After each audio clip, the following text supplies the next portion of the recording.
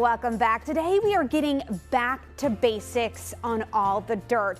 Shawn Jadrnicek from the Virginia Cooperative Extension is here to help us out. Now to start, Shawn, you're going to give us all the dirt on hardiness zones. When I first moved here, I was very confused. But we have a hardiness zone map on the here. This where we're going to start out today. So can you explain, what does all of this mean? Yeah, hardiness zones basically tell you how cold it gets in that location in the wintertime, as well as your first and last frost for the spring and the fall. So it basically guides what you can plant and when you can plant it. And here in our region, we have multiple different types of hardiness zones. It can be a little bit confusing. Can you kind of explain that to us? Yeah, it's actually very unusual. We have a high diversity of microclimates and hardiness zones in our region. And it really surprised me when I moved to this area. So starting in Roanoke, you actually have a zone 7B, which is a very warm microclimate or hardiness zone for this region. And that's basically because of the heat island effect. All the concrete and asphalt heats up during the daytime, and then it re-radiates that heat at night, and it keeps our Roanoke city much warmer than the area around it. Then as you move out from Roanoke, you hit a 7A climate zone, and Salem is kind of split between 7A and 7B. And then as you go up on the mountain, it gets much cooler, and you're actually in zone 6A and 6B. So the higher elevation you get, basically there's less air, or the air is thinner, lower pressure, so there's less molecules in the air and less stuff in the air to heat up. So my question is, so selfishly I need to ask, so I live in the city, so that would make me 7B? Yep, you're in a 7B climate zone. Okay, I had no idea. Zone. I thought I was in 7A this whole time. So 7B, that's definitely helpful. Now that we know what this means, what these hardiness zones are, let's talk about the planting, right? Yes. So how does that come into play once we know our zone? Yeah, so basically, your hardiness zone is going to dictate your first and last frost, which is going to tell you when to plant your cool season crops and when to plant your warm season crops. It's very important to put your cool season crops in when it's still cold outside and when there's still a chance of frost.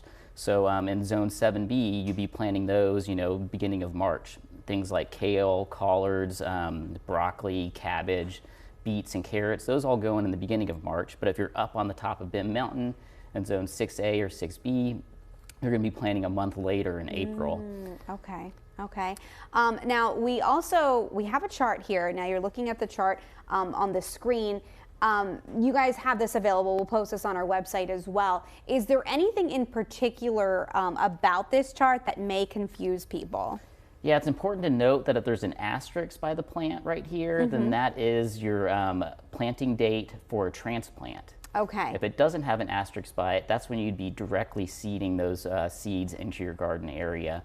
So if you're planting seeds and you're growing your own transplants, you need to start your seeds much earlier than the planting date. So for broccoli, for example, the first, I'm not sure what planting zone or hardiness zone that is. I think this is seven. Oh, wait, what happened? It's 7A, 7A or 7B that I chose. So for this one, so that would be April 15th. Yeah, this is actually zone 6B, it looks 6B? like, or maybe 6A. But yeah, so basically you'd, in that zone, you basically start your transplants, your broccoli seeds, 4 to 5 weeks before you actually putting those transplants out in the ground. Okay, that's good to know. So you start your seeds indoors 5 weeks before then, correct? Okay, and then transplants, once we have transplants here you gave us, right? Yes, I brought in some examples, so I'm going to be putting these in a zone 7B. So these will be ready in about 2 weeks. These are kale transplants going into some school gardens. Okay. Yep, and they'll be ready in a couple weeks, but just kind of showing you the size that they'll be. Now there's always a chance that you're going to have a late freeze, and that's going to be important with your warm season crops, like your tomatoes, peppers, eggplant. If you have a late freeze, that can kill them. So it's important to note that it's an average last frost date. Okay. So you still have a 50% chance that it's going to freeze, and you might need to cover your plants and protect them. Yeah, and I'm just going to go over. We do have one little thing over here that you can use, right? This is what you have here. Yeah. So if you do need to cover your plants, and even some of your cool season plants, they vary in their hardiness. So for example, kale might be hardy to 15 degrees if it's fully hardened off or fully conditioned to the cold temperatures. You know, things like cabbage might only be hardy to 25 degrees. So the hardiness varies with your cool season crops, but if you do need to protect your crops, your cool or your warm season crops, you can use something called a row cover, which is a lightweight spun bound material that breathes, so you don't have to worry about overheating your plants. You can actually leave it over the tops of them, and you won't cook them if the sun comes out. But this will allow sunlight to come through, heat the soil, and then this will trap that heat and give you some cold protection. And that cold protection depends on how thick your cover is.